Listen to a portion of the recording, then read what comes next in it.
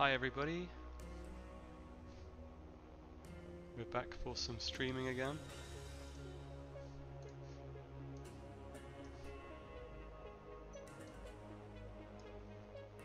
Can you hear Carly okay?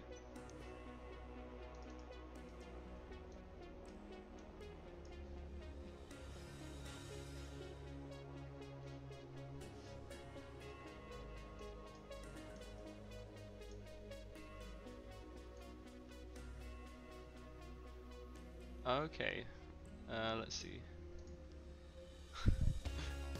I need to figure out why Carly is not coming. I think it's because you're coming through on, yeah, on communication.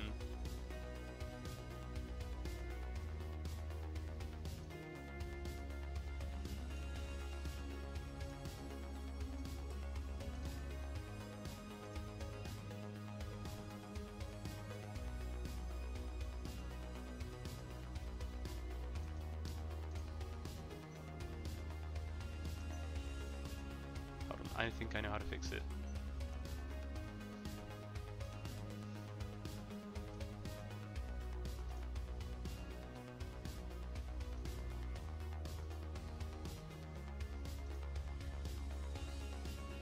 Okay, try now.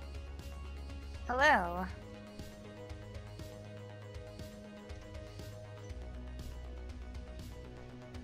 Say something, Carly? I am saying something now. Testing, testing. Yeah, it looks like you're coming through on desktop audio now. Awesome.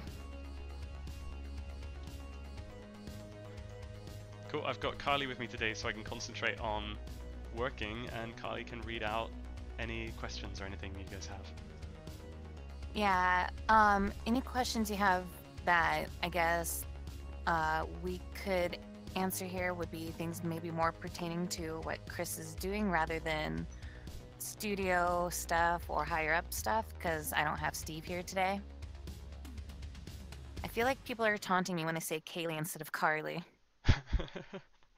I'm not gonna lie, there was this girl in my Girl Scout troop when I was really young, and her name was Kaylee. People always messed up our names, and she vomited on me one time.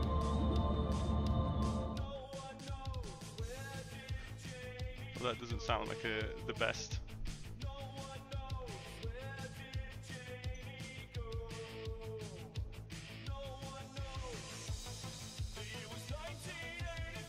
So what are you doing today?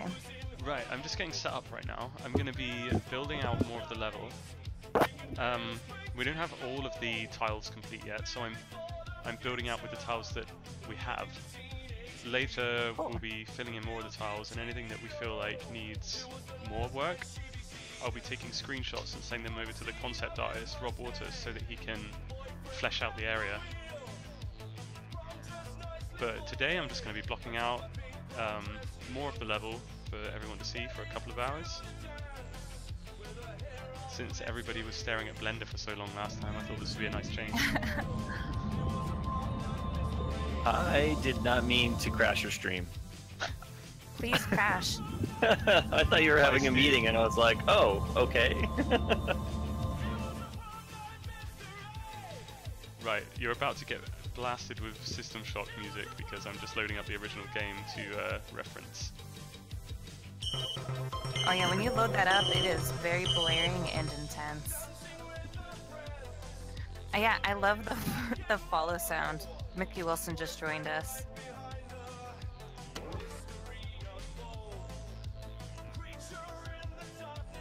It is like a little party since there's 3 of us. Yeah, party time.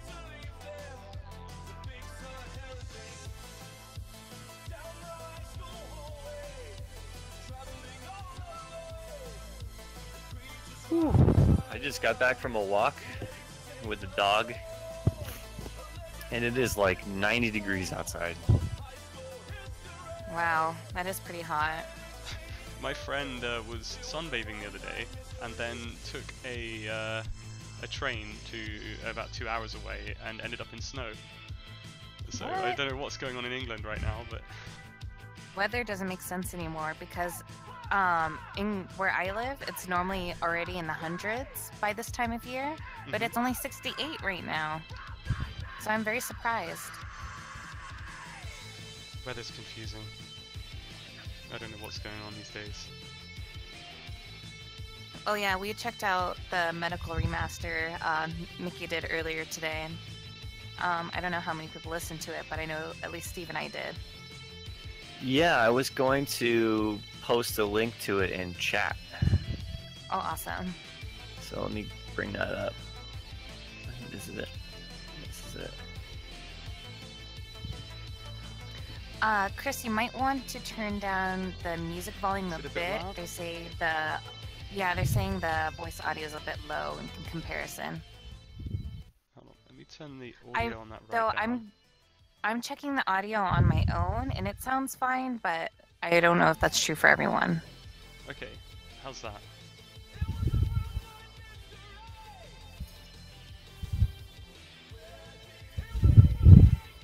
Maybe it's you that's quiet, because I feel like I'm coming in pretty loud. I'm quiet. Okay. It wouldn't let me turn myself up anymore. Oh, people say it's fine now. Oh, okay. I turned it down, so we're all good. Volume's always the tricky part of streaming, I feel.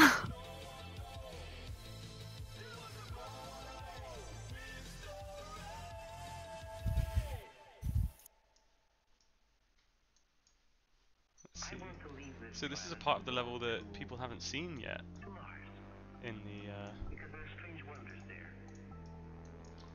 our remake.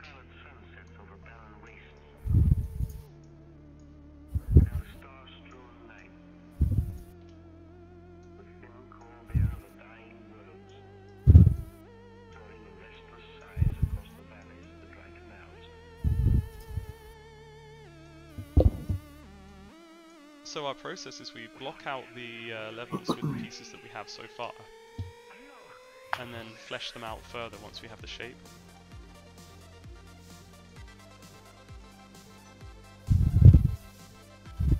It also helps with setting up lighting and everything.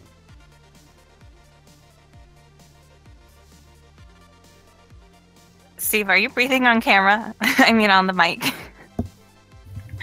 I'm trying not to. Come on. I don't know why I'm so loud in comparison to everyone else. We got a super loud. Let me turn myself.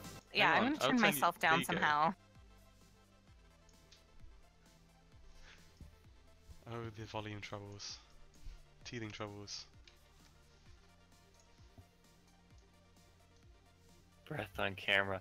I'm realizing I'm holding my breath. Come on, Steve. Be a professional. Here, I'll move the mic away.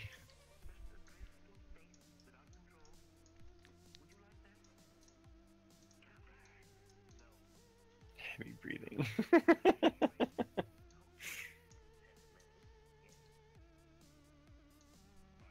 System shock, it just gets me so excited. No.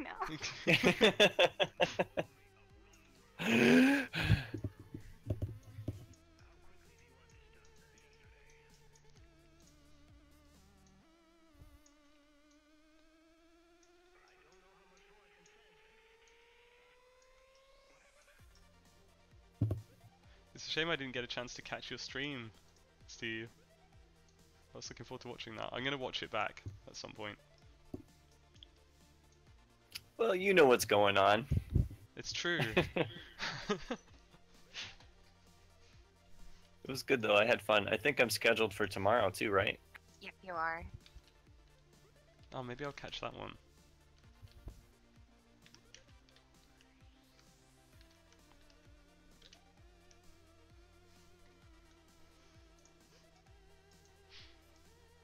I'm thinking starting next week, I'll do I Have No Mouth, but I must scream. I almost said stream.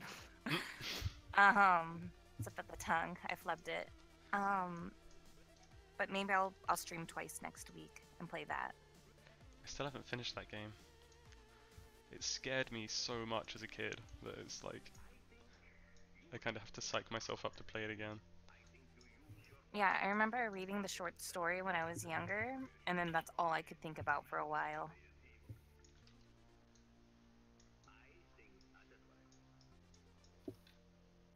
By the way, it is Alien Day. Happy Alien Day, Oh. everybody. Oh, awesome.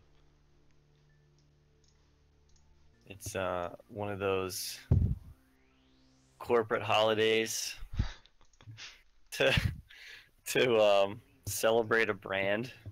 But it's a good brand. Yeah, there's a lot worse brands, I guess, that you could celebrate. Terrible Gamer joins us. Yeah, it is Alien Day. It is April 26th, which is Oh, 426, which is the first planet right. for the LV46. yeah. So hence the Alien Day. These levels are amazing. These designs. I'm gonna cry. Everyone's calling me the inferior streamer. I'm sorry I don't do dev stuff.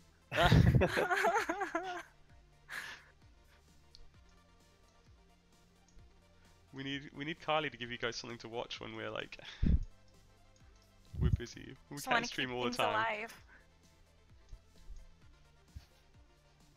I think it's because I'm not John.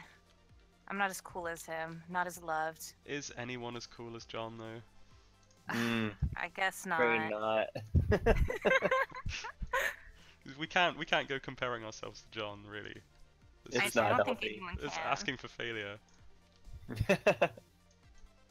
Maybe I'm gonna convince him to at least do it once a month. He said he probably has enough time for that.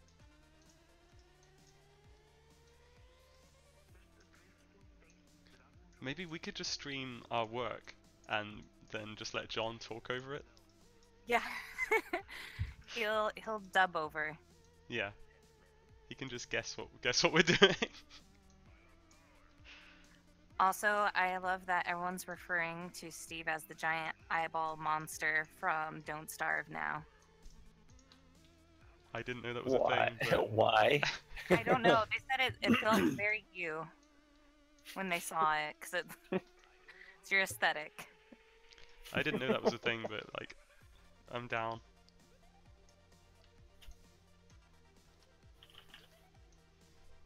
I really shamed myself yesterday when I died on my playthrough. I was very sad. Carly.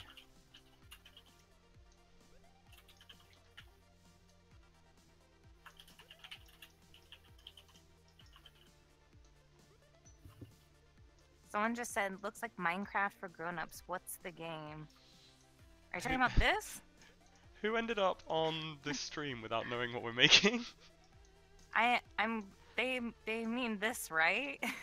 It's a System Shock. I thought we were making Minecraft for adults. Shush, don't tell them that. They'll steal our ideas. So does that mean playing Minecraft makes me not an adult? I don't know. Yeah, I guess I can live with that.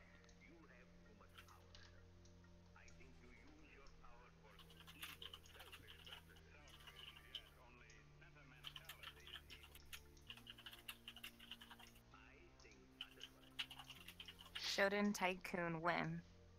Showdown Tycoon. You have to That run would be such a fun game. You have to run a space station and slowly mutate the crew. It sounds brilliant, actually. I'd play that.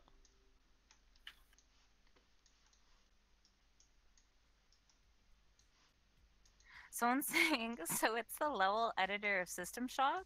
No, this is the game actually being built. Not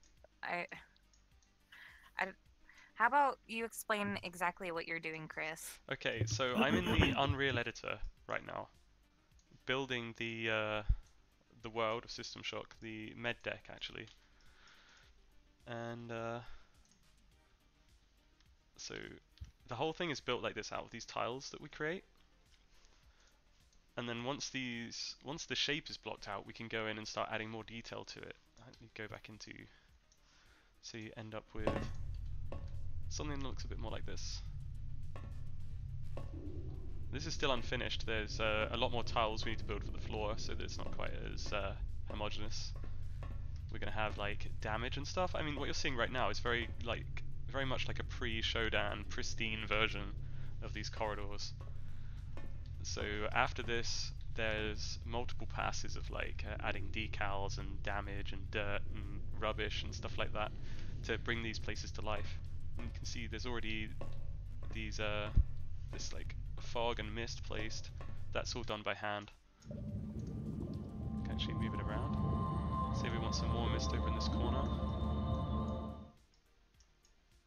We're all pretty proud of this mist effect actually.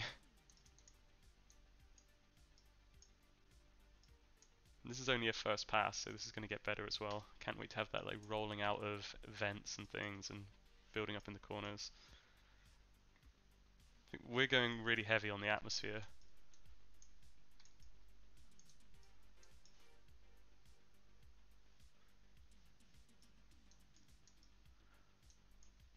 Someone's asking, what are those orbs floating? Oh, these are actually reflection maps. So you place them down. It would take far too long for the game to adjust the reflections in real time. So instead, you place these, and you notice they have a sphere around them. And it takes pictures in all directions to build a rough idea of the reflections, and then maps that onto the walls. So if I move that away, everything's dark. Bring it back in, you start to see the reflections. And if I switch over to reflection mode, there you go. If I move this guy out the way, see there's no reflections at this end now. Bring it back over. So it's really up to the designers and the artists to decide where to place these to get the best effect without using too many of them. The reflections are never completely accurate, but you can't really tell because you have to find a nice balance of speed to accuracy. A lot of the look of modern game design is done in the editor rather than in the art pipeline beforehand.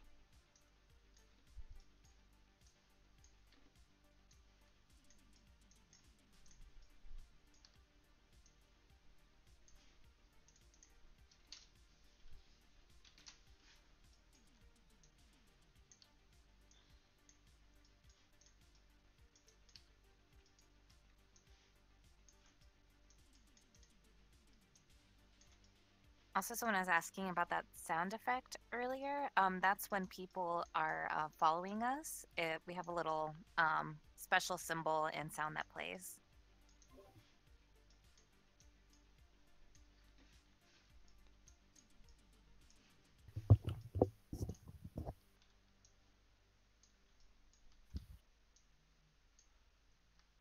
Oh, those are flickering lights. I just realized I'm putting flickering lights everywhere. My mistake.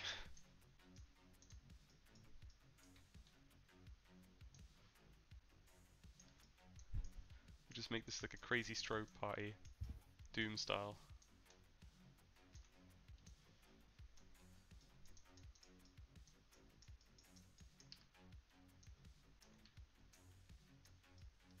The actual building of the levels is fairly quick. It's building all of the tile pieces and all of the extra props and everything takes a lot of time. But once they're all there, we can go in and add new areas quite quickly. Then it's just a case of making sure that the all of the lighting and everything is done in a way that accents different areas and like helps to guide the player's eye. Like a lot of the gameplay in the game, a lot of whether or not you know where to go next and stuff like that, a lot of that is down to the game designer and the level designers choosing like how to guide your eye, and it almost has like a language to it that you learn. Each game has its own language, I should say. So as an example, if we go back here, all of our doors, sorry, have these green lights on them, and part of the language of our game is that any button lit up green will draw your eye as an interactable. So when you're in an area, you go, okay, there's something to interact with there, something to interact with there. If there's say a puzzle or something, we'll always make sure that there's some form, like part of this language telling you this is something you can interact with, so you don't end up walking around a room going, I don't know what to do. But obviously, that then means that we can, when we do secrets, like secret doors and stuff, we don't use those things, and that makes it if you want to go looking and have special stuff to find, you've got that contrast.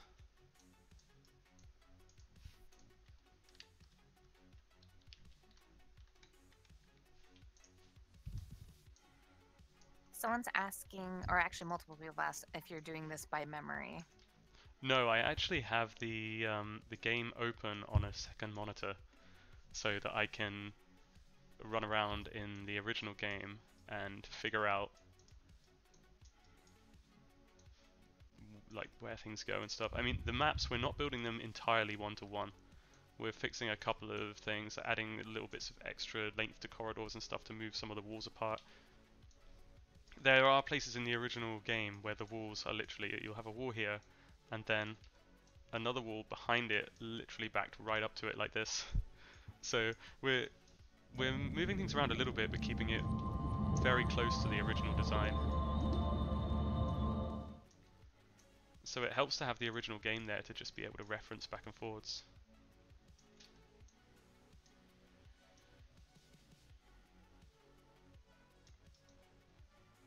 What's happened here? You guys want to hear a weird rumor? Yeah. Yeah. Always. So apparently Daybreak Games, they used to be Sony Online Entertainment, which is where I was working for a number of years. Apparently, the U.S. government had begun freezing the assets of Russian oligarchs accused of destabilizing activities, including interference with the 2016 U.S. election. And one of those companies, Columbus Nova, was reportedly Daybreak's parent company. What? Huh. So, yeah, that's pretty interesting. I don't know if it's been confirmed or not, but there's a report on PC Games SN right now, or PC Games N, and apparently there's layoffs and all kinds of things going on there, which is too bad. I still have a lot of friends that work there. Yeah, that's totally bonkers. But yeah, the last thing I expected was there to be some kind of connection with Russian oligarchs and destabilizing U.S. democracy and everything else. That's time to get the tinfoil hat out again, I think. Yep, absolutely.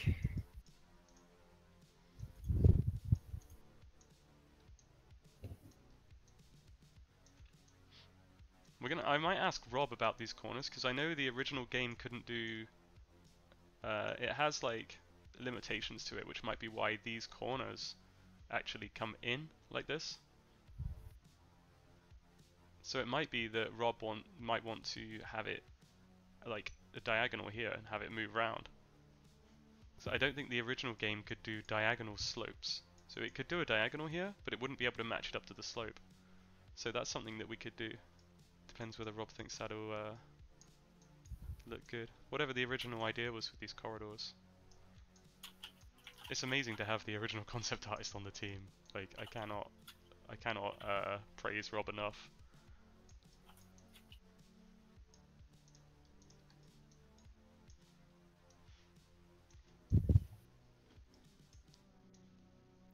Trying to keep an eye on chat for any questions.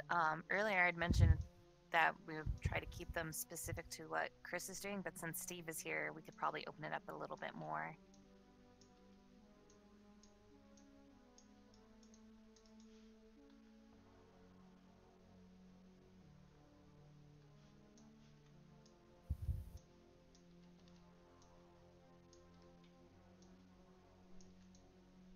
Wouldn't it be amazing if I was doing this from memory? It would be. It'd be like Daniel level. Yeah, I know. Oh, yeah, Daniel's crazy. He's the encyclopedic knowledge of System Shock guy. Yeah, on the project we had a nickname for Daniel. We called him the Shock Holocron. What a name. Because he is just like any even remotely related question you could have regarding System Shock, he would have an encyclopedic knowledge of it, Huh. which has been pretty handy so far.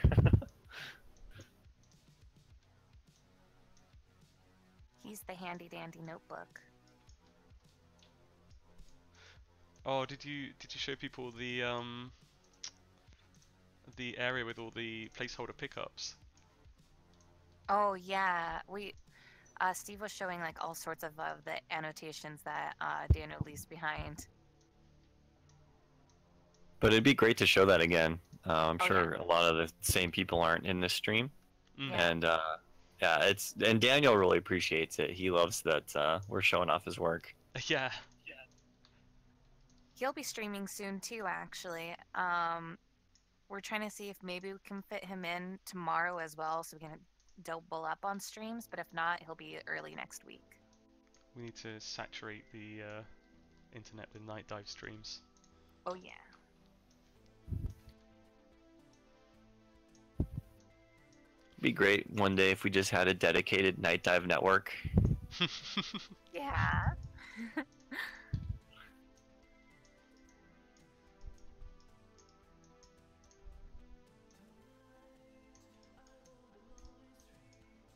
There's a cyborg here in the original game. Just chilling on that corner. In fact, I think it's around there. There's like a doorway, and then there's a cyborg assassin just chilling out the way. In the original game, whenever I go through this area, it always kind of reminds me of like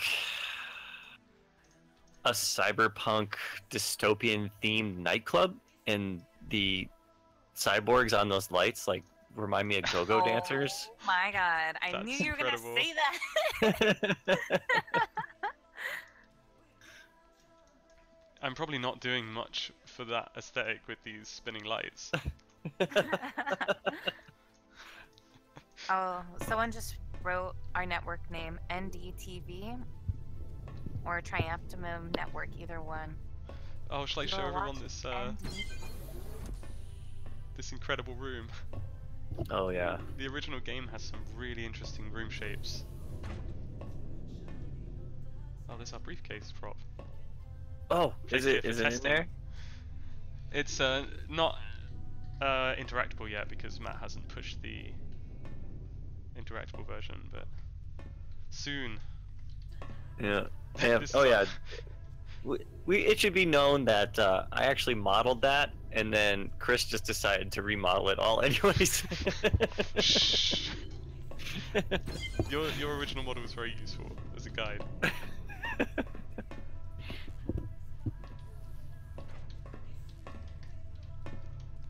Man, I love these lights so much. And Rob was so happy once we got those, so that he could see them in game probably. And there's your flickering light, Steve. Oh, thank you. You know, sometimes I'll just go into this build and I'll just sit in this room and I'll just meditate. Just brings me Feel at at peace. home. Need to get VR set up. So you can chill in there just... You know, I can't think of anywhere more relaxing than Citadel Station. Mm-mm. Yeah, being able to just like walk through the groves pre-Showdown with like a running stream in the background. A babbling brook. Yeah, it'd just be so peaceful. Oh, there's a tile I don't have yet in this area, which I need. You know what? That actually kind of reminds me of. Carly, I don't think you were there with us for that, but we went What? to when we went to go visit NBC Universal. Oh no, I wasn't. We went to their corporate headquarters, which is actually right I mean, it makes sense now that I think about it, but it's like it's in Universal Studios, like also where the Yeah. theme park is. And it's this huge building, and it's just gorgeous. They've got like props from the Universal Studios movies, like Back to the Future, and a lot of the old monster movies, like in the lobby. And then the meeting room that we were in was like a Jurassic Park themed boardroom. Oh, So they that had, sounds like, interesting. It was super cool. I didn't want to leave. They had all the like the Mondo posters of Jurassic Park on the walls, and then they had these big bronze statues of the T-Rex and the Velociraptor. That's really cool. But the thing I was going to bring up was outside the studio, they had their own like private lake with like a path around it where people could just go and hang out in like this like nature area that was totally artificial. Because it was like right outside the freeway. But it just provided this little tranquil area to just relax and feel like you're someplace else. And I get that feeling with the groves on Citadel. Oh, that's kind of like the whole reason for the groves.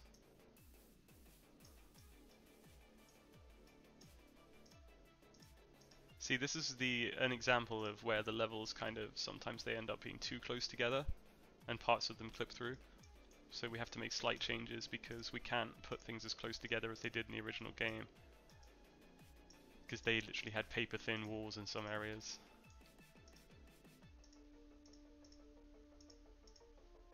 As a result, you get slightly larger levels, so...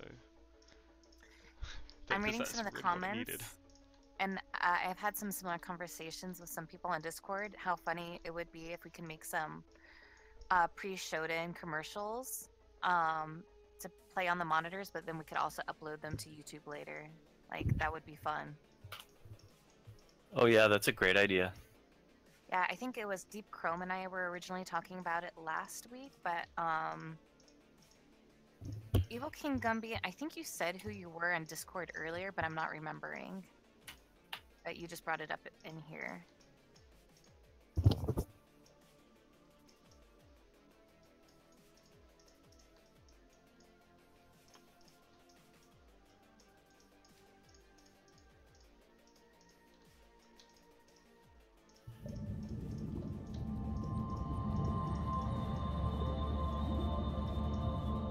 Okay, yeah, Sterling. That's what I thought. I thought I read that name earlier. I wasn't positive, though.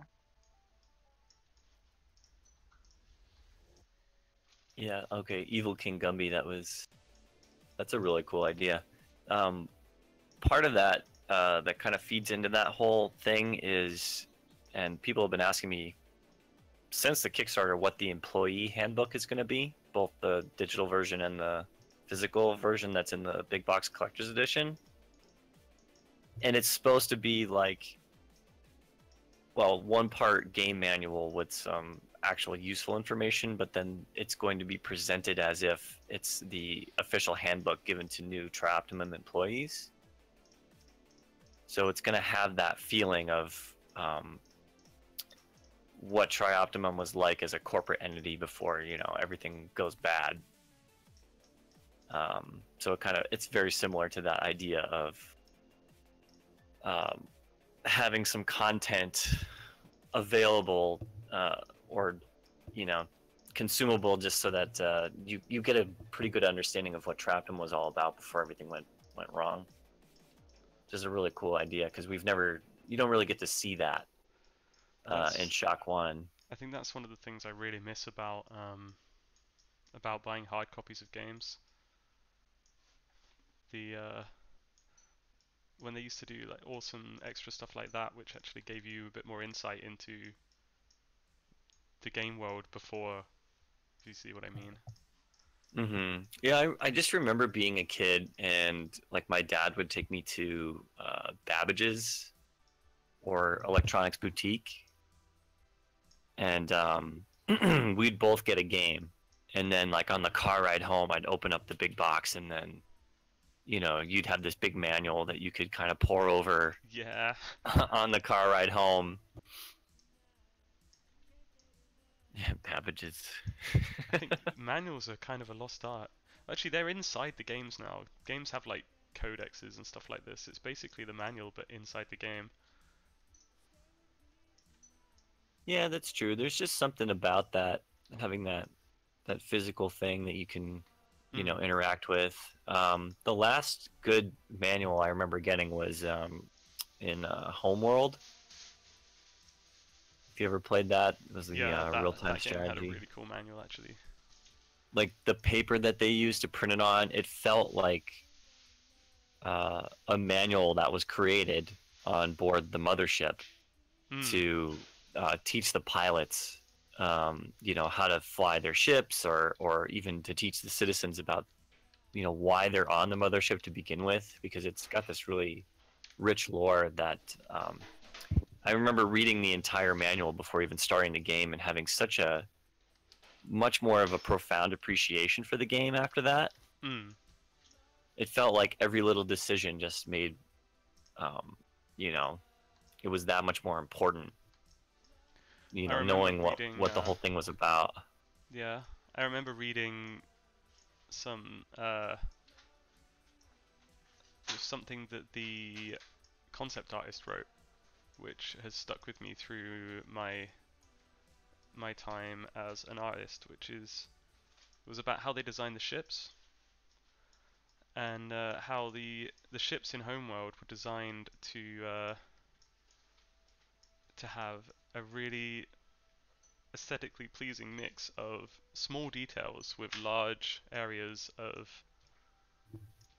like large flat areas, like large shapes that are pleasing to look at, and then filling the details in between with more small tech details as like an accent.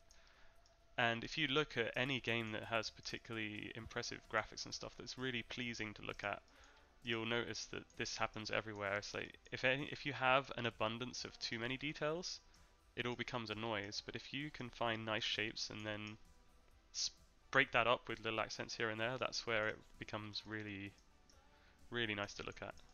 And you can see that in the original System Shock in the textures.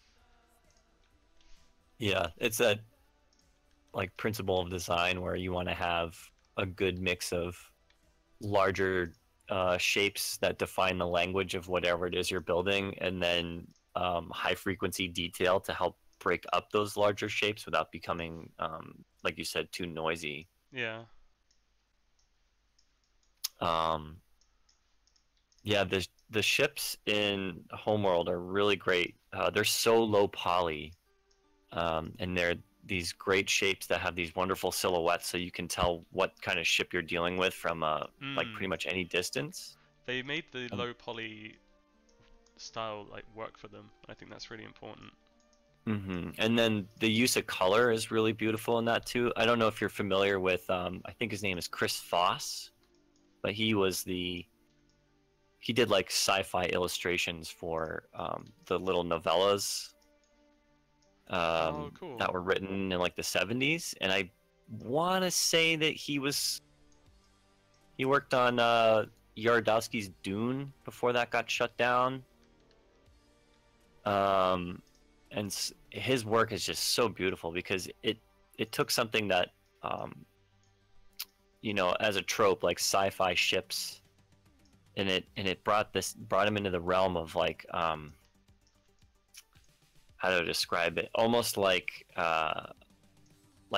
in the realm of pirates, where you've got these bold colors and shapes across these things that up to this point were kind of static in their color schemes, like grays and blues, and then in Homeworld these ships have these like splashes of orange paint, these beautiful like big stripes and stuff like that.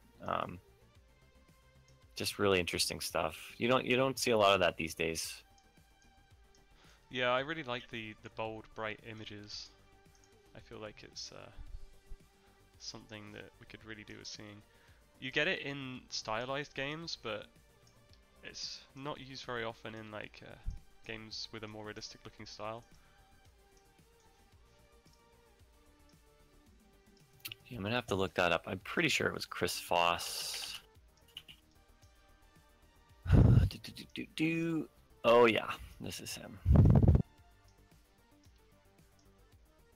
All right, I'll post a link for chat. Just beautiful, beautiful work. Oh yeah, and there's a link to Yorodowski's Dune. Oh yeah, and I guess he worked on Guardians of the Galaxy. That makes sense. That does make a lot of sense, actually. Those ships were very colorful in that movie. That was, I guess, one of the cooler things about it.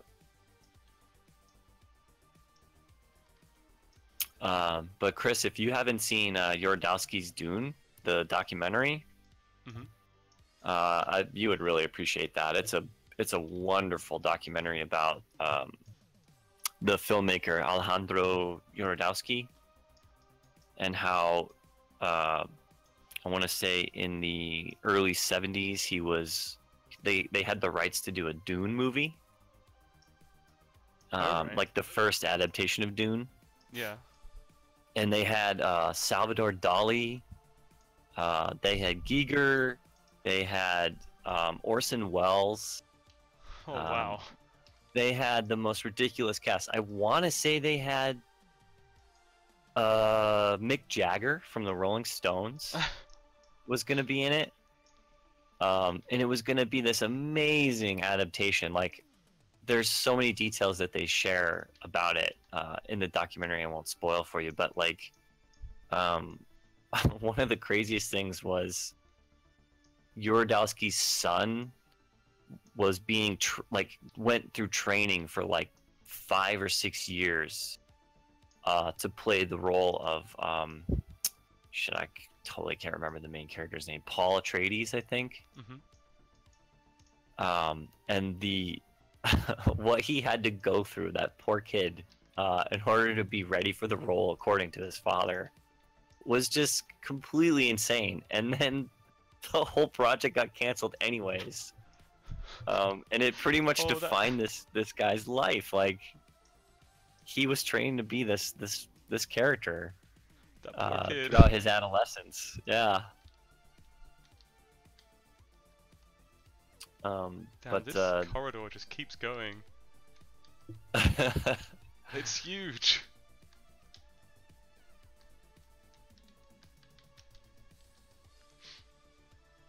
Salvador Dali. Yeah, it's very interesting watching that documentary, because I think one of the points that they make is, had Yorodowski been able to fulfill his vision of this, it would have completely altered the path of sci-fi and cinema forever. You know, we wouldn't have gotten a lot of things. One of the things we wouldn't have gotten was Alien, actually, because after Yorodowski's Dune was canceled, or, you know, it went on indefinite hiatus, whatever you want to say, basically all the artists that he assembled, all the visionaries that he put together on that project, they pretty much all worked on Alien after that. What was it? Dan O'Bannon grabbed all those guys. He grabbed Giger. He grabbed Mobius. Jean Girard, the creator of heavy metal. He did like pretty much all the concept work for Dune, and had even done like basically enough thumbnails to do a full animatic, which they actually illustrate in color in the documentary. But all those guys went on to create Alien, and that was a result of that project being canceled. So I don't know. I'm just totally geeking out about that stuff. I love it so much. I'm kind of glad it got cancelled in that case. Because Alien is that was one of my formative films. Yeah, me too. Yeah, I'll post a link to the Wikipedia article here about Yorodowski's Dune. But anybody that loves sci-fi, will just get so much from that documentary. My computer's not looking forward to having to light map this.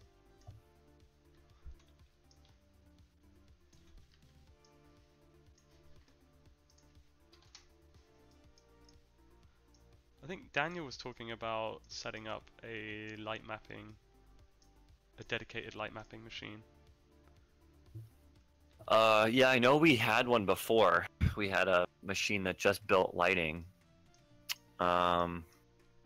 We could do that. I actually just got 2 Intel Nooks, is what they're called. And they're these little computers. They're like the size of a magazine, but like cut in half lengthwise. It's hard for me to describe how big they are, but they're tiny, and they've got Core i7s in them. And I'm wondering if we could set one of those up. We're also moving our source control. I think we were all discussing that me with and Matt Matt. were talking about that yesterday. That's a bit annoying because it means right now we're working completely separately. But as soon as that's sorted, it'll be fine. We work on completely separate stuff all the time anyway, but it's a worry just in case either of us touch the same files. Mm-hmm. Yeah, it would be good because in the system that we have set up right now, I don't know if something's checked out or if it even works the same way as Perforce. I'm, let's just call it blissfully ignorant as to the inner workings of our of our source control. Yeah, it doesn't really have, like, we don't really check things out. It's more, you just kind of, you're supposed to merge things, but we're just kind of making sure we don't work on the same files.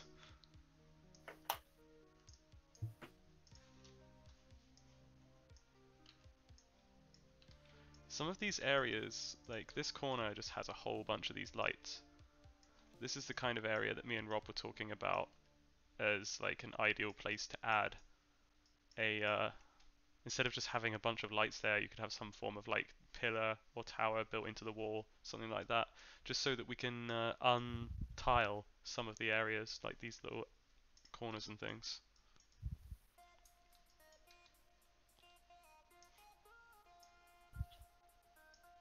But we always start faithful to the original game, and then see what we can do that doesn't really affect the gameplay, but can make the areas look a bit more visually interesting, I guess, rather than the same tiles over and over.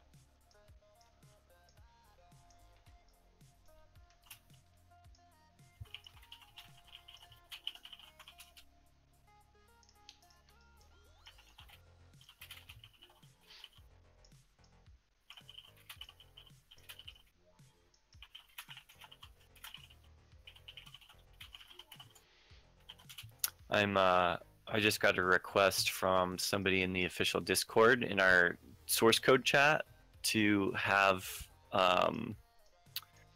Alex, one of the devs that's working on the source port, join the discussion. So I don't know if anybody, yeah, like, I mean, we committed a lot of resources just to have him go through it and fix it up, and you know, I should have thought about this earlier, but inviting him in there to answer some questions, because the community is doing a really good job of going through it and you know, figuring it out. But you know, we've already done it, so just having somebody in there to answer questions would be very useful. Agreed.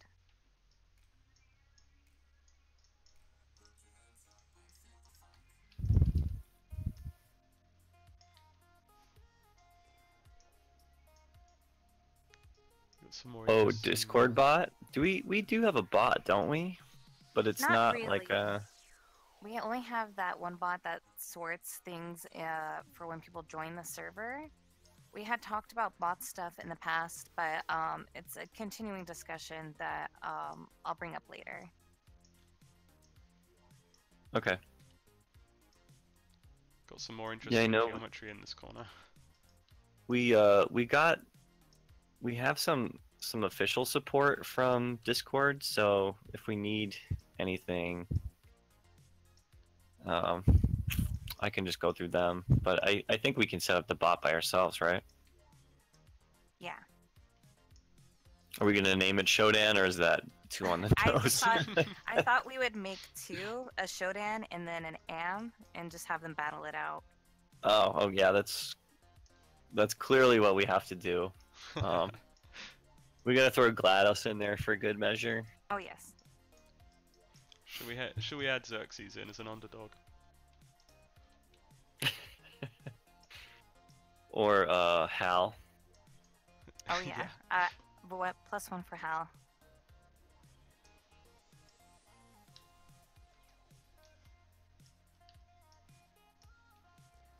That was one thing I was gonna ask chat. I wonder if we should have like a Easter egg competition somehow. We'd have to figure out how we could really do it, but it'd be great to have a community Easter egg in the game somewhere. That would be really cool.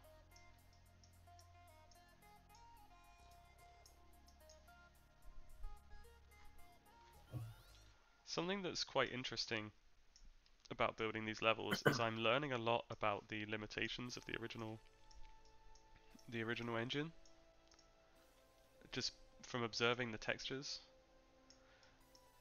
For instance, each tile, it's sort of, the original's kind of built from the top down as tiles, and then each tile has a height and kind of slopes for different things, but each tiled area just gets one texture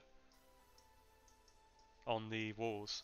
So if you had like there's like a diagonal here in the original game, and it's got lights on this side, but there are also lights on this one right here, because they're counted as in the same tile, so they all get the same texture.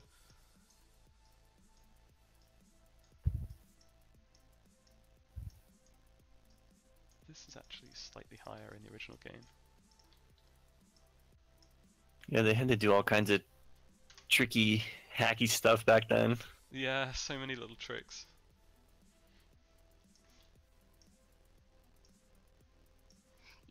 Someone's asking about talking to me directly on Discord. We have a link below to joining our Discord channel under our social. Once you join the Discord, you can just message me, Carly Meow, directly, and I can answer any questions there. This door, this opening here is where they have one of those crisscross laser doors, or whatever it is. It's just like a crisscross laser fence. It's quite an interesting design. I'm not sure how we're updating that one yet. Mickey Wilson said we should put Johnny 5 from Short Circuit in the game, or a mode where you fight him. How about we replace the hoppers hopping with Johnny 5's? Or Rob the Robot from Nintendo. Oh my gosh. What about the robot from Rocky 4? You know, Rocky 4 is the only one I haven't seen. Oh, he gets a robot for Paulie for his birthday. Really? How romantic. It's great. Is that the one with Ivan Dragovic? Or I can't remember. It drives in the room. the Russian? It drives in the room and goes, "Happy birthday, Paulie."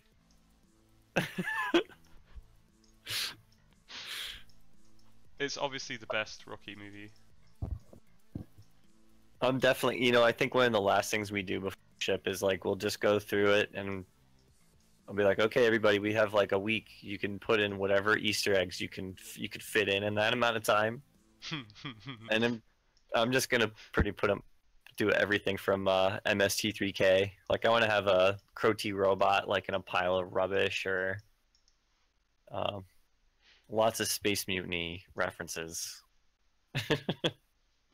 Can we do like, we can have like a we can have like a throwaway log about Showdown finding this game called Portal and empathizing with the AI. Aww. Pig McLarge. Roll fizzle beef. Nice. I feel like Showdown would see Portal very differently as GLaDOS being the good guy. Should probably feel some sort of pride. That goddamn shell ruining the just a hard-working AI working so hard and have everything ruined by this human that just won't do the test properly.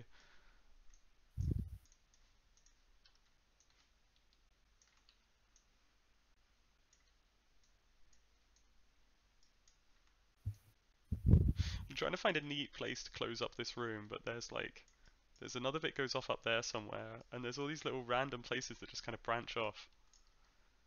This one corridor takes up so much space on this deck.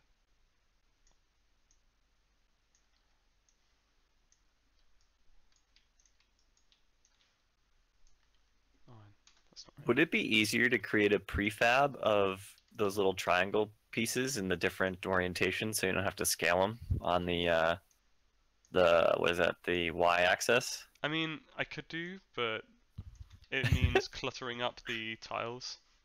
That's true. And scaling them doesn't take much time at all, so it's one of those cases where you kind of have to think, is it actually going to make things any quicker? Mm-hmm. Yeah, I remember doing that kind of stuff in when I was in school. I think I took was it a level design class? And we were using Unreal 2. And man, what a terrible engine. Man, Unreal 2. It was so buggy. I think there I was skipped that basically there was like a whole series of things that you would have to go through just to get assets like to be recognized in the engine. Like you'd have like things that weren't documented, in other words. That like little engine tricks. was that engine was actually the first time Epic started using static meshes. Yep. Yep. Which is now commonplace across all engines. But that was the Mhm. originator. I ended up making this level. It was a deathmatch arena. It was like a room in Relia, like basically. Oh, nice. Like, yeah, and there was like a big statue of Cthulhu in the middle. Awesome. And then all the wall sconces were like these tentacled things. Was it non-Euclidean? That was hard to do. Did you literally go insane building it? Yeah, well, you know, that's what Daniel says. He says when he's building some of these levels, he's like, they're just so weird. They're just, the geometry just hurts his head. I'm starting to feel like this isn't even one of the most confusing levels in the game, and it's already kind of... this is going to be one of those things in the future, like, and everyone that worked on the System Shock remake went insane. Oh my god. Dude, I'm already there. You don't have to be mad to work here, but it'll happen. Yeah.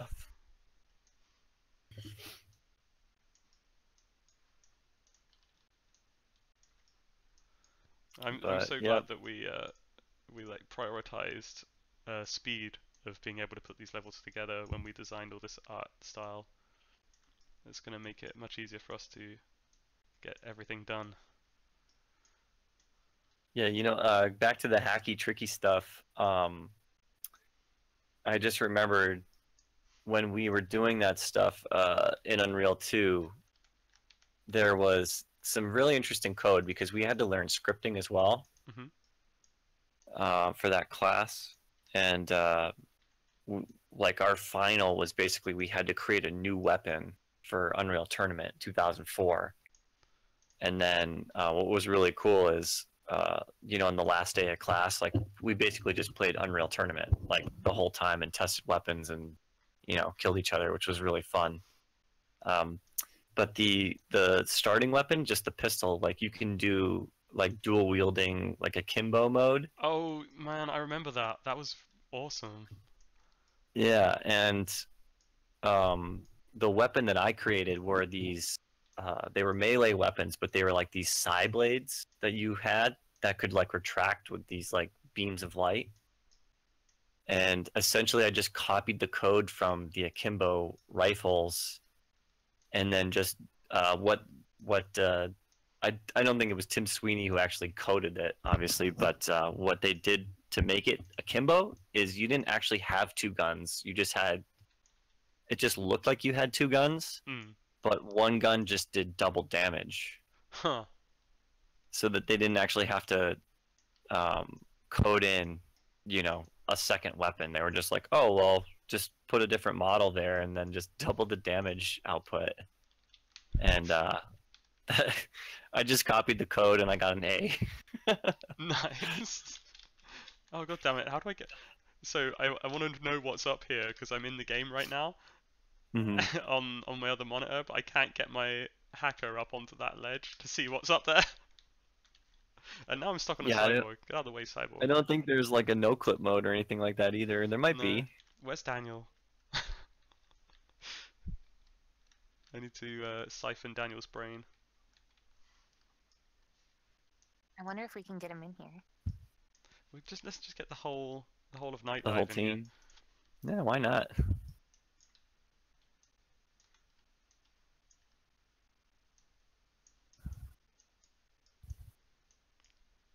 You see the speed that we can put these together. Like once Daniel's finished the blockouts and we have the art for the levels, we're going to be able to put the actual levels together themselves really fast. Then it's just a case of getting all of like the lighting and the gameplay logic and all of that stuff. But having the actual levels to get through, that's going to be really nice.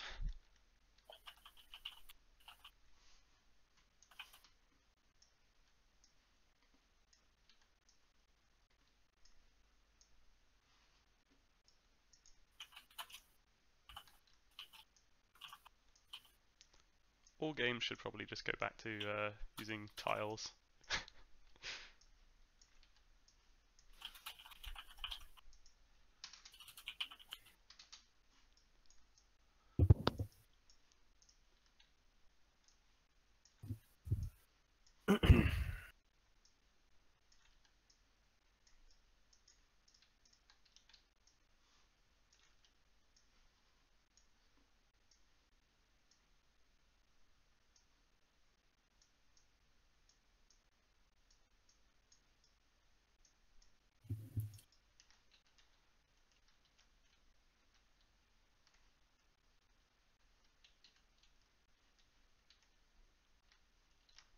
Oh, Steve, you're not going to get to walk around in this until we sort out the repository. That's a pretty good way to get you motivated.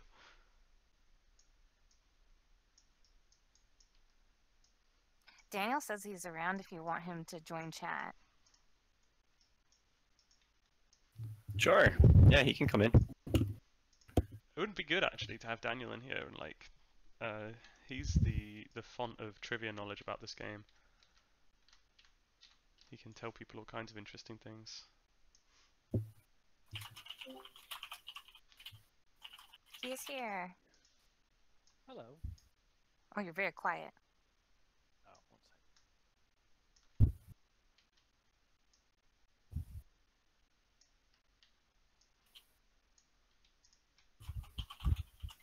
How about now? Perfect. Hello, everyone out there in Twitchland. Hi, Daniel. Hello. I was being everyone in Twitchland. You have questions? It was... I can't actually remember what we were going to ask you now, so... Oh well. Well, I'll just go then. Bye. What is in this nook and cranny over here that we can't see? Oh, that's right. Hang on. Let me just finish moving this thing. Whee. I can group this actually. That'll make things easier.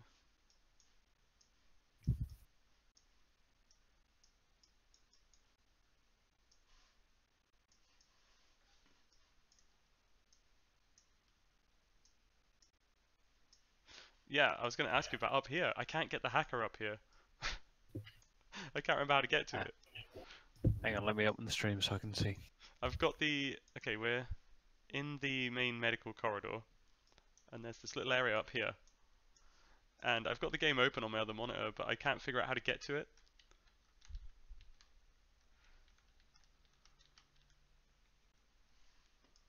One sec.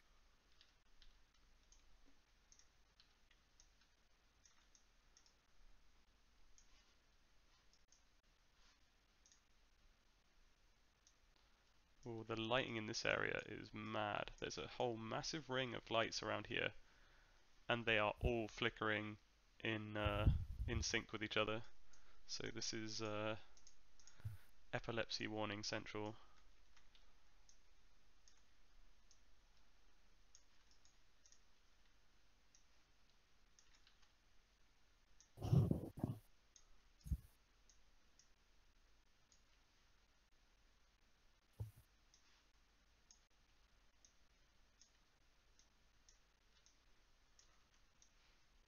I'm gonna have to figure out something clever with the lighting here, I think, to get these coming from every...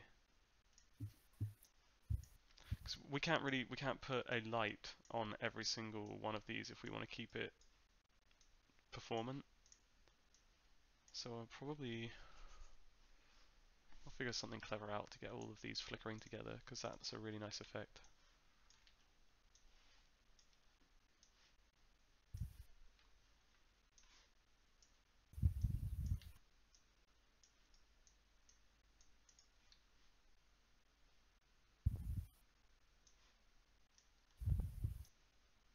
Oh, it's so nice how everything just snaps together. I know, it's really satisfying.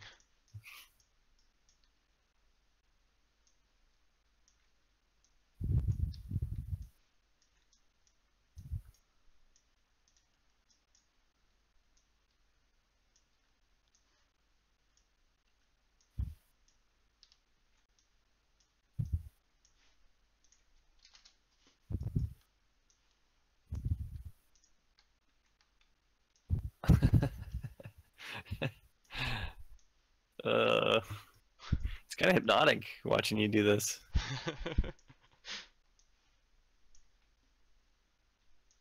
There's a tiny little gap right at the top of here, and I'm not sure why. Let's see. Maybe Daniel... Oh, is it a lift? Is that a lift there, Daniel? Yes, it is. So Yeah, if that's this there with the whole big red pillar... button, then yeah, it's a lift. Okay, so we'll probably be redesigning this section here to have an actual lift. Let's pop a button in there for now. What have I done with the button?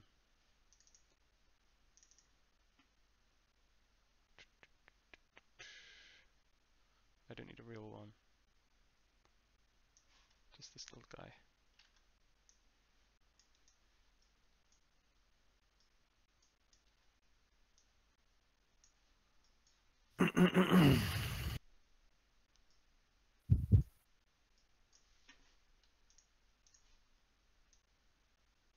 I might make a separate piece that we can put on the walls to then place things on top of. I think that would be a good way of avoiding having stuff, or being able to place stuff wherever we want. That's a good idea.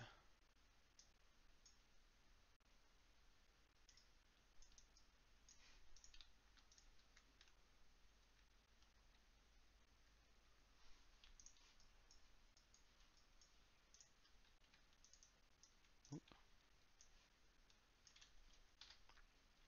Wrong grid size. Yeah, I try, if I can do something quickly, then I try not to use, like, I try to avoid making things like small prefabs, like stuff like that, if I can do it quickly anyway, because that way I'll just end up getting faster and faster at doing it this way. And it gives me more variety, like, I can change things on the fly.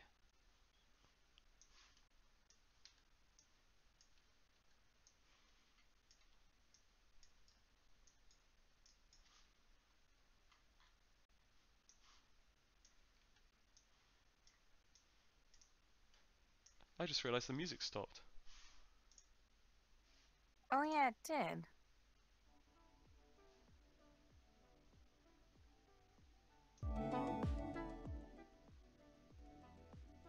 There we go. It was my my internet.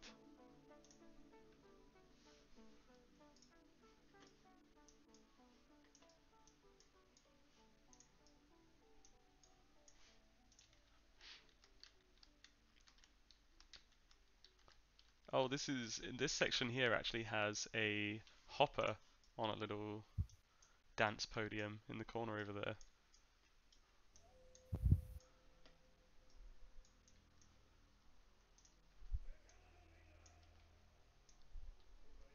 I wonder what the original intent was for these little podiums with enemies on.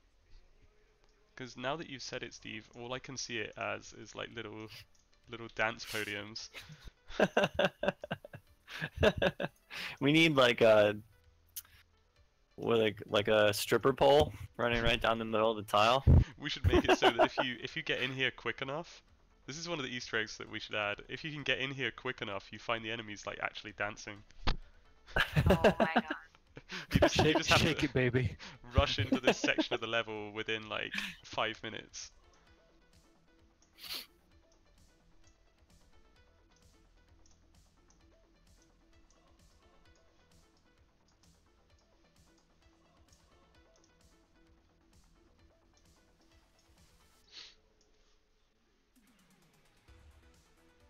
Hmm.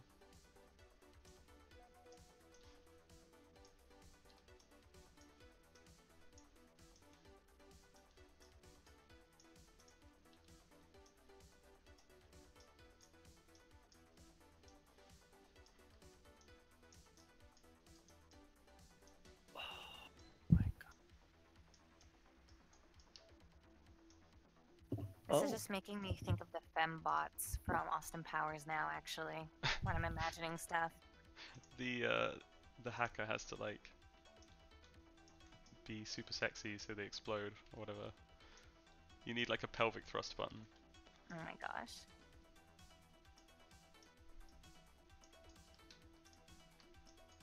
That's how you defeat Showdown. Wow.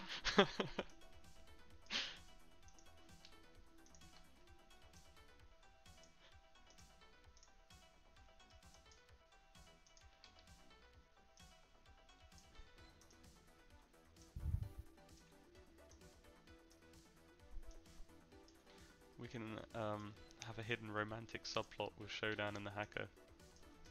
That's where the dating sim element comes into play. I think it's what people are. It's definitely what people are most hoping for in this remake. I think so.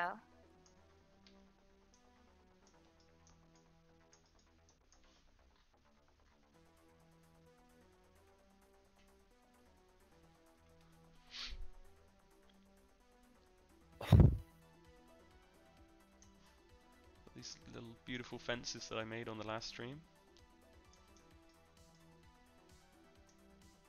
They're the prettiest fences. Although Steve says they're too thin, so I have to remodel them a bit. Make them thick. They're too thin to contain the go-go dancers inside. Yeah.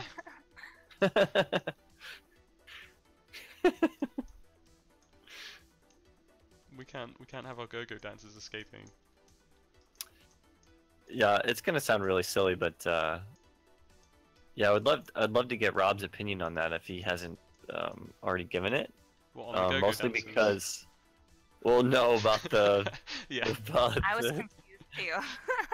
No, I think you're right. I feel like they feel like they would probably be about that thickness in real life, but with the art style, they feel too thin when compared to everything else. Yeah, and the other thing is too, that I was just thinking is, you know, the overall shape language of the whole station is very 90-degree, 45-degree. It's angled, right? So when you've got the guardrails doing that nice curve, it does stand out a little bit. But I mean, I think it's okay. I mean, when I was talking to Rob about this, he said it's good to have curves, like small curves as accents here and there. Like some of the tiles have like circular elements, but they're used very sparingly. that's true. Yeah, that's a good point. if you if you stick like religiously to square shapes, then you start to become, it starts to become very homogeneous, which is always something you want to avoid once it starts blending into each other. I've used that word homogeneous like 3 times in this stream, getting a lot of mileage out of that word. I notice when I stream, I use the same words over and over again too. I don't know what it is about that, but it happens. Oh, it feels so good to see all this in engine. Woo. I'm not going to bake the lighting while I'm on stream because the stream's gonna die if I do that, because it 100%s my CPU. Let's see. I'm gonna start working in this direction. Now I may need to adjust these rooms a bit because that's the actual starting room there. And it's gonna back right up to it, so I'm gonna have to do some investigation. Dressing this corridor is going to be great because there's so much wreckage and debris and writing and screens and stuff. Me and Rob were talking the other day about about how the system is supposed to be like Showdown's body, and he wants that to be reflected in the cables and things are almost like Showdown's arteries and veins, which I thought was a pretty cool idea. But we're gonna have like the original game, it had damage, like there was big chunks of the walls that all had damage on them, but we want to have the damage not just be resigned to the textures of the walls, so we'll have like bits torn out of the walls and panels and then actual cables hanging down out of the roof and things. Because there's hanging cables in the original textures on the walls, but that would be a really nice nice way to add some visual interest to the look, especially if there's warning lights behind the cables casting shadows out and stuff.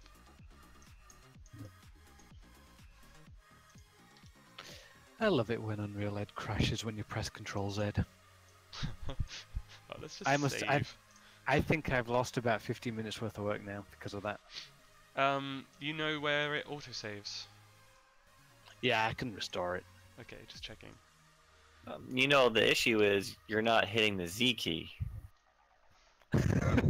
Yeah, you're hitting Oh, this right, weird Z yeah. key, like... I was pressing Z this whole time, right? Only English keyboards have a Z key.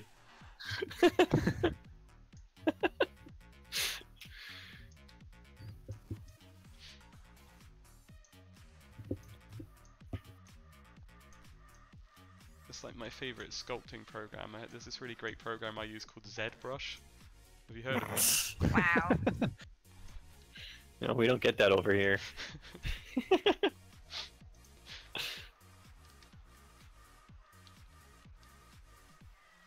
It's the best.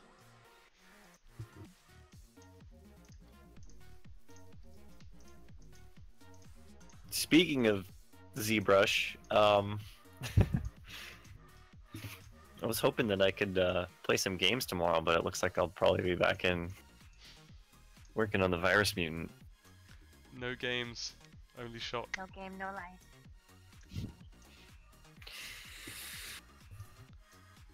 I wanted to figure out a way to stream God of War, but I'd need to get the PlayStation camera and like all this other stuff, and not Console worth. streaming is too much extra effort. I've super confused myself because the level doesn't line up. What have I done? Okay, let's see. I'm gonna have to figure this out. I wish there was a no clip so I could zip outside the level and check this out. I think, yeah, we've gone an extra tile this way, so normally that would back into here, but I'm gonna have to extend this corridor a bit so that we can fit around the end. But that's okay because, like, I know we want to have more of these beautiful 8-sided light things. They're pretty great. Chris, I will, in the general channel, I'll post this link. You probably have this. But this could be a good resource too. Maybe. Oh, is it the maps? Mm-hmm. Yeah, I use those, but because we're having to change some of the shape, I'm having to use the original game to kind of like reference a lot. I mean, the maps are useful, but it's Yeah, I'm definitely... posting that on in chat too for other people to check out. You might have to copy and paste it in, but Toxic Frog, one of our backers and long time just contributors to the System Shock community, put that together, and it's been very useful. Oh, that's awesome. So I don't think he's in the chat, but thanks, Toxic Frog. It's been a long time since the System Shock hack project. Those of you who were around for that, that's going back a bit.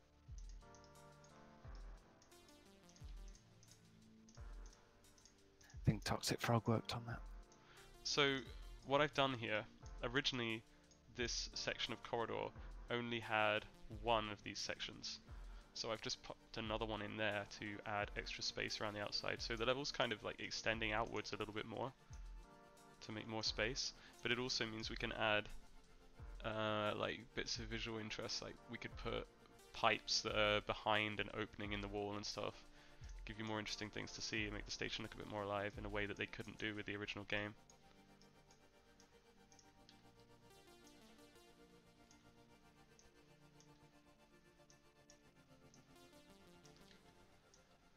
Also, it'll mess with the head of people like Daniel who know the station inside out, which is always fun.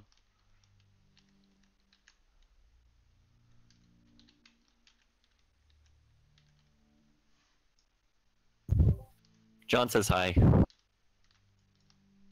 He can't join us, but he says hi. Hi, John. He's too cool, I guess. He's Way too cool. too cool for us.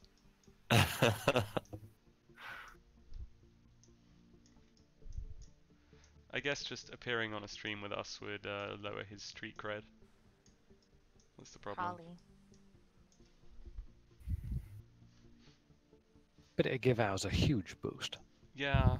And we need that. Yeah, I do.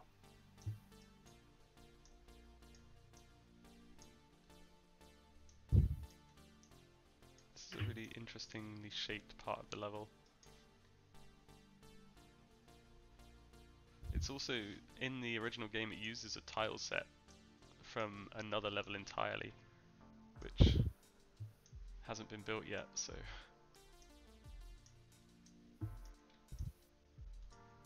That's a placeholder. I wonder how this was originally supposed to be designed. I mean, it's...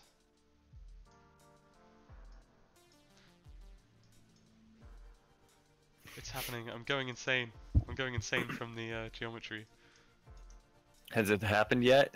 Have you It's getting finally there. lost it? It's getting there. It's not so bad. Just embrace the insanity. That's what I've done. It's for the best, really.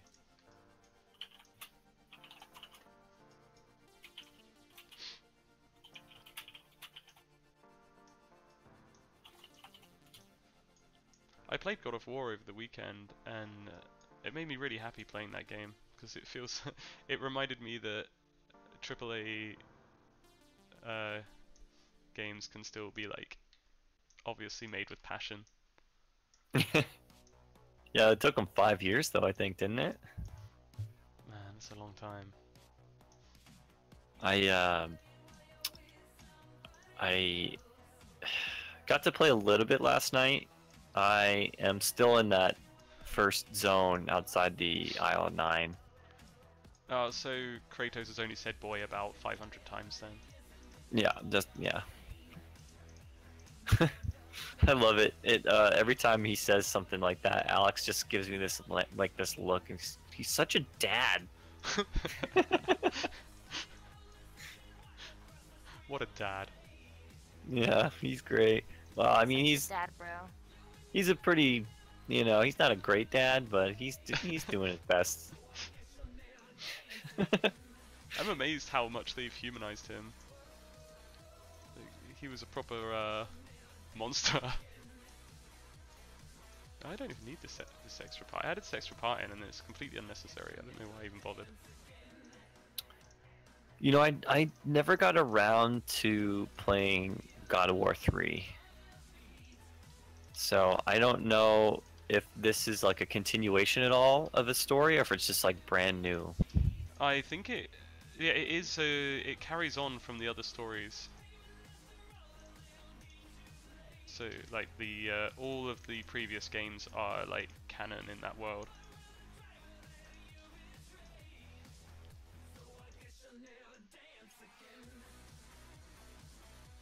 Yeah, I don't know why I was even worried, Daniel. This fits perfectly. I guess I was just worrying about nothing. I'm gonna put this in there. I feel like it needs a little. It's better.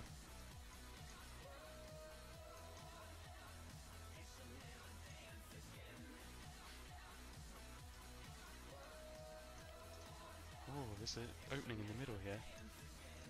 Is there a secret lift or something that takes you under there? Because they don't like to leave spaces. Oh, there's one hidden. I found one hidden lift in here. Yep, that's the one. You know, Chris, if you don't ever turn off the stream and you just leave it on for the entire development of the game, Yeah. we have like a 700-hour. Yeah, probably longer than that. You know what? That's quite tempting. Oh, that area where you are right now, Chris, yeah, that's a secret area. Yeah, I spotted it. I knew there was one here. It's where you think it's a light, but it's actually an elevator. It's Yeah, those very strange. sneaky light elevators. So yeah, if you were to leave the stream on, it would be one hell of a time lapse. But it would be really cool. Oh wow, Watch yeah. a game get done in real time.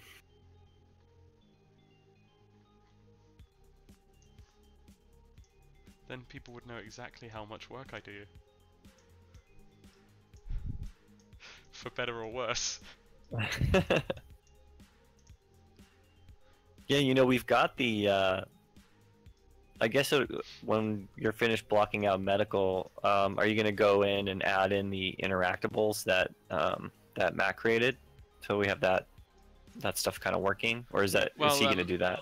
I think what we're doing is the interactables are being added to Daniel's blockout maps first, and then we're moving them over to this one once we have placeholder like first pass final art for them, because they'll be the levels are ever so slightly different. So it's going to be a case of me going through, or whoever else is working at the time. This is something I'm going to be going through with Daniel at some point as well, so we'll both be able to do this. Is going through and translating the position of the items and pickups and interactables and stuff from the grey box maps into the final art maps.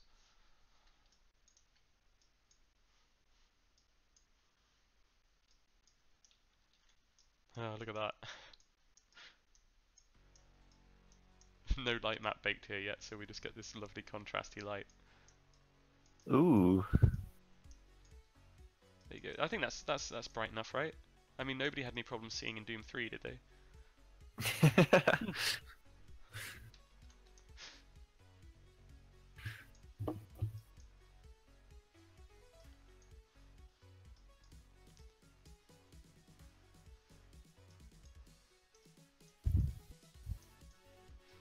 So, who wants to see the briefcase open and shut?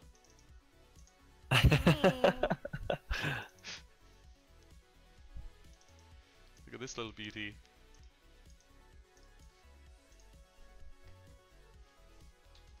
I like this. If it doesn't look wet, it isn't HD.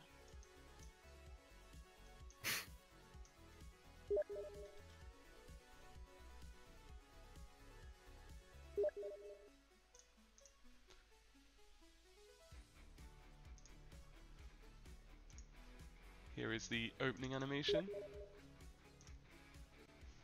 See that beautiful secondary motion? See, we're all set for loot boxes now. Wow. Am I missing something? I don't see it. Oh, what are you doing, OBS? I'm Yeah, like, wow, it's- that's great. It's in a second window. Hold on, I can fix this. I can fix this. God. Bang. There we go. All set for loot boxes. They've Open just it been up and declared it'll be- illegal in Belgium. Really? Mm-hmm. That's good, to be honest. The less So loot I guess boxes, we the can't better. sell the game in Belgium. I guess so. What a shame. So you Yep, pay too $5 bad. per box, and you open it up, and you die. It kills you. It's just different deaths. Wow, randomized deaths by loot box. Yes. We don't accept chocolate as a currency anyway, so I'm sorry. I do. Oh, okay. Well, Carly does.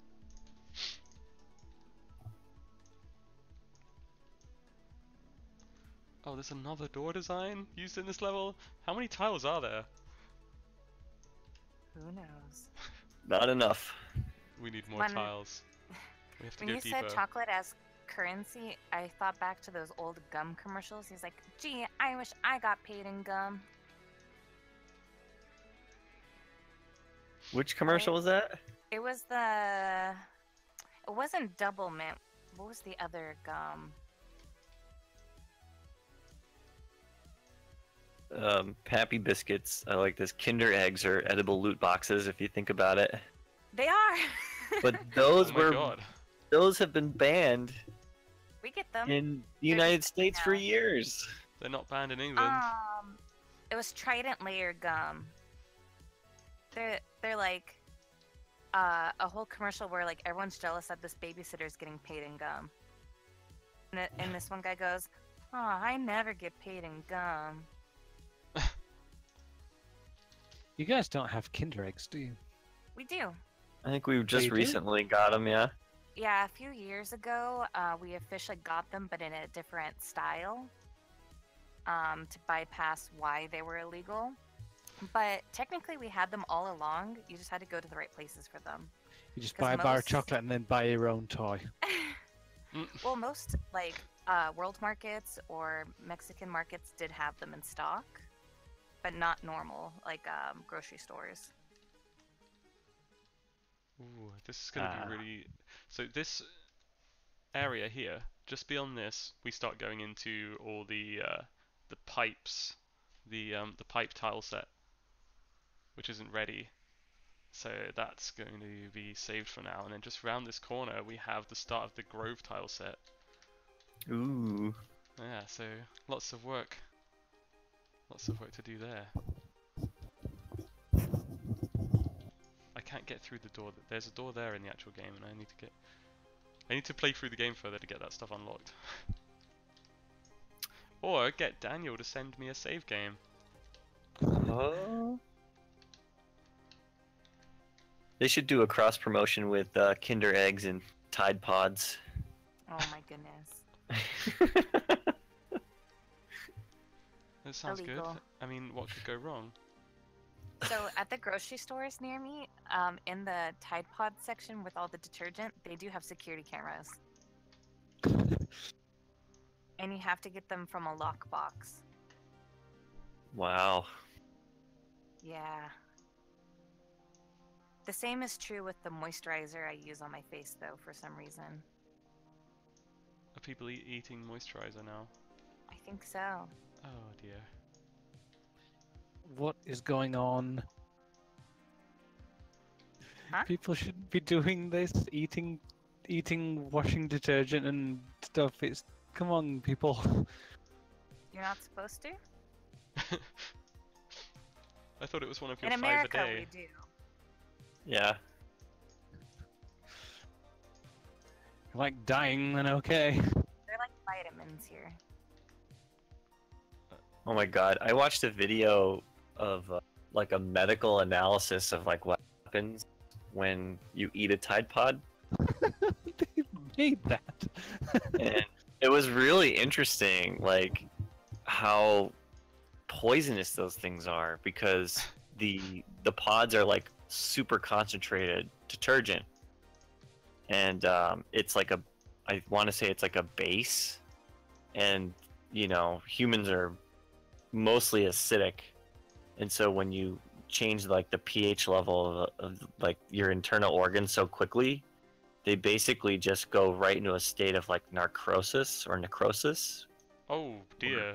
Necrosis Yeah, is not a good word. your tissues just instantly just die and just start disintegrating essentially. Ow. Pretty wild. So, I mean, somebody had to do it. I was frustrated when I saw people cooking Tide Pods on top of pizza, because that's ruining a perfectly good pizza.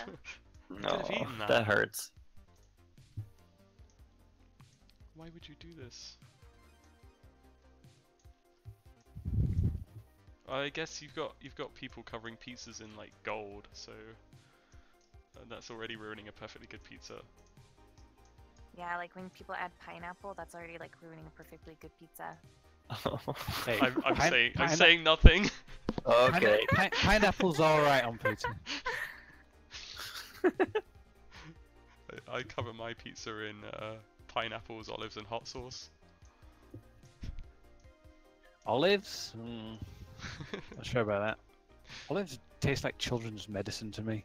I don't like olives either. So you see, I love children's medicine. It's delicious. I have a problem with anything raspberry or grape flavored because it tastes like medicine to me. Somehow, and I know this is crazy, but I connected medicine with feeling better. What? I know, it's mad, right? Not really.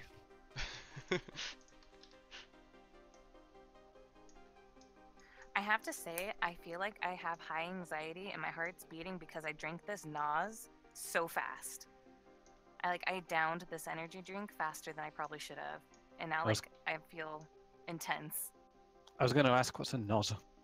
Oh, it's my favorite energy drink, but like I started it while I had an empty stomach while I was snacking. Uh-oh. And now I'm just like, my heart's beating.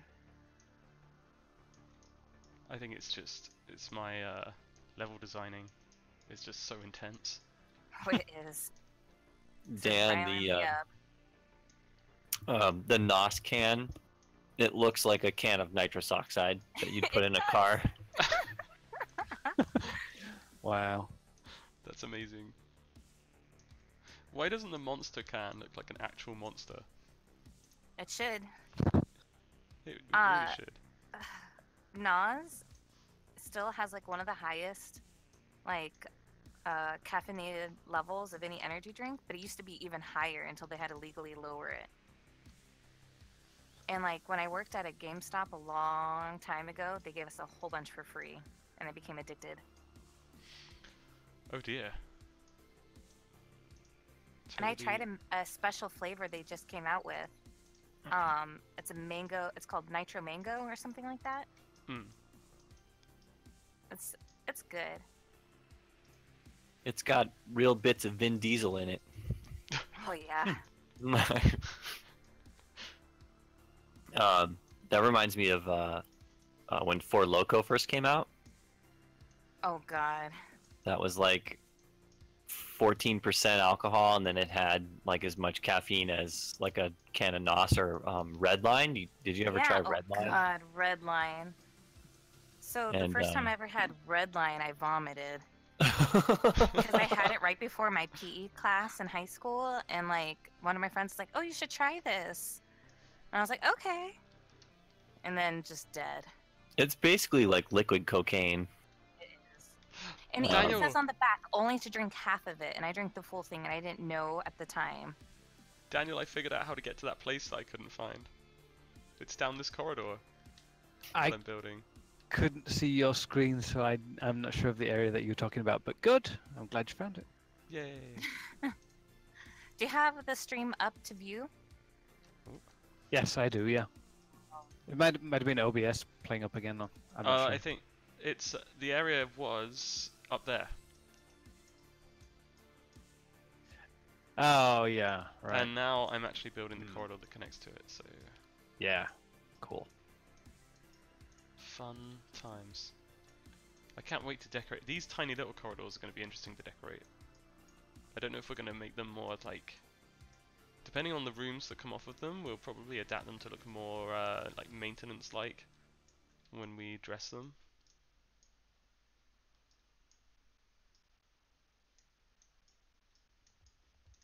I think this is up like almost a hidden lift, so I assume it is some kind of maintenance lift.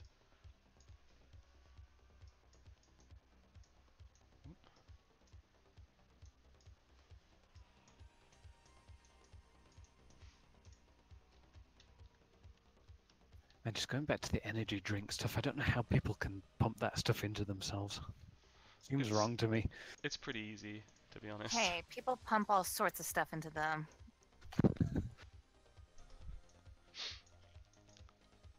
It's like that, that water stuff. I mean, people will put that into their bodies like crazy, and if you put too much in, Oh you yeah, die. water. So, in fact, 100% of people who drink water die. So, What a statistic. I know, right? It's crazy. And that's the same, like, 100% of people breathe also die. I know. What? They should ban this air Oh stuff. God. I think about 99.9% of people who breathe will die one day. What about the other percent? You tell me. I don't know. I guess There